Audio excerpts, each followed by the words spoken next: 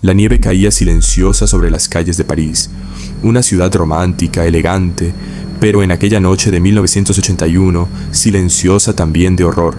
Dentro de un pequeño apartamento en el barrio de la Sorbona, alguien observaba a su víctima. Sus ojos eran diminutos, su cuerpo frágil, su sonrisa tímida, aparentemente inofensiva, pero en su mente un deseo oscuro crecía con cada respiración. Hambre, no hambre de comida, sino de carne humana.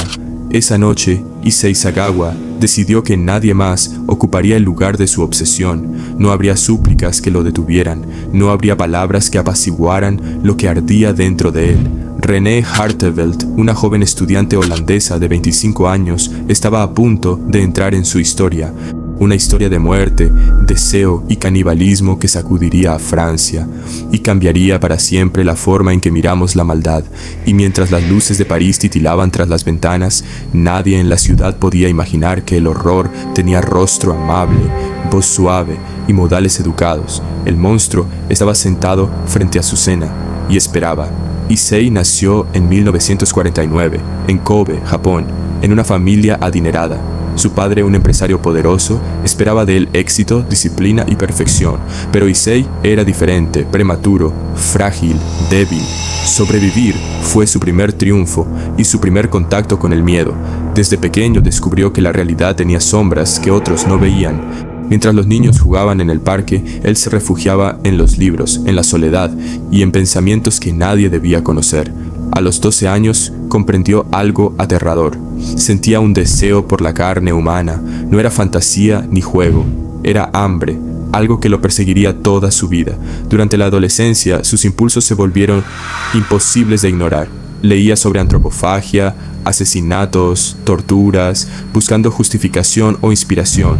Estudiaba filosofía y literatura inglesa, pero su mente siempre volvía a un solo tema: la carne, la sangre, la posesión absoluta. Intentó acercarse a mujeres, pero su frágil cuerpo y timidez lo mantenían aislado.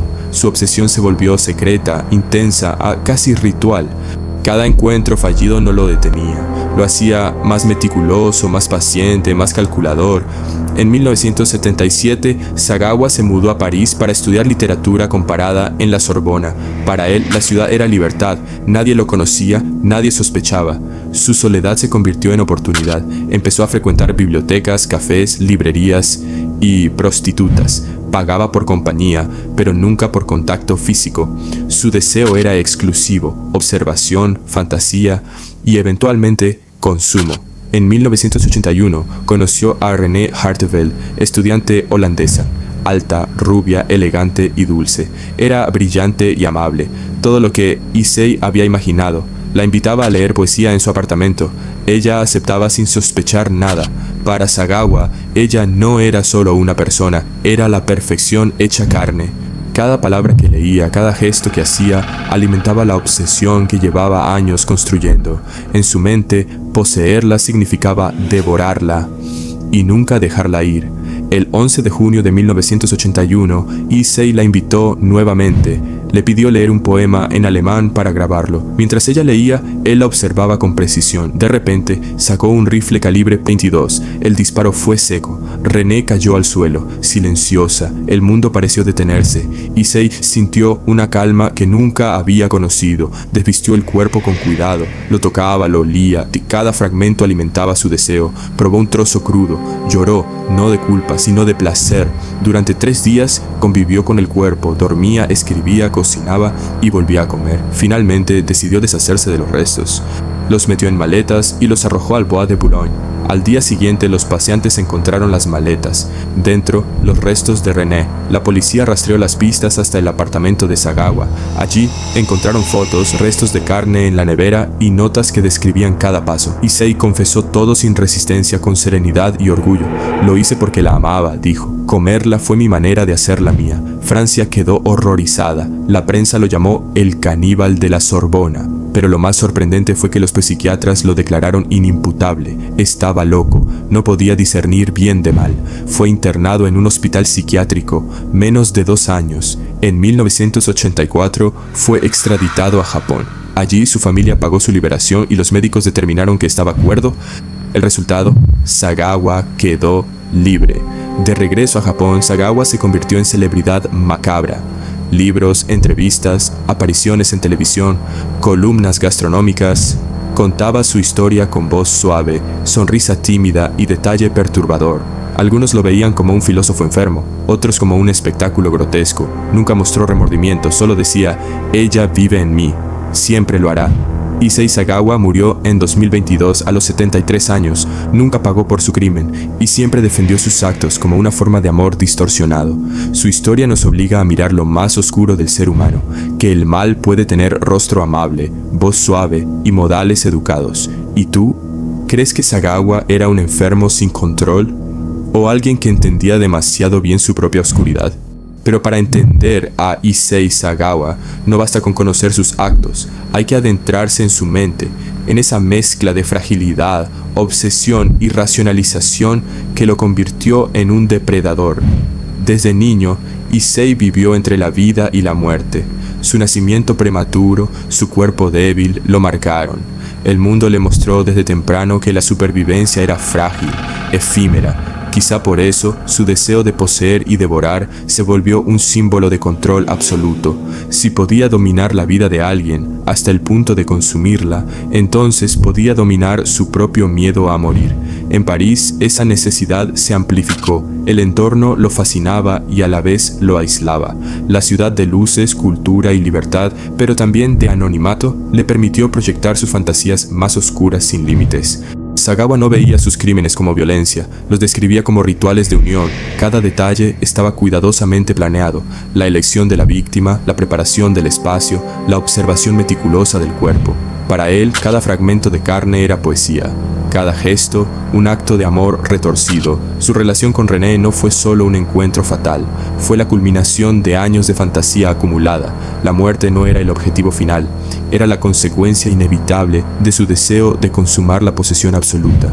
Al observar el crimen desde fuera, resulta casi imposible comprender la lógica de Sagawa, pero él mismo la explicaba con calma. Cada acción tenía un sentido, un propósito, era un acto de amor y arte al mismo tiempo.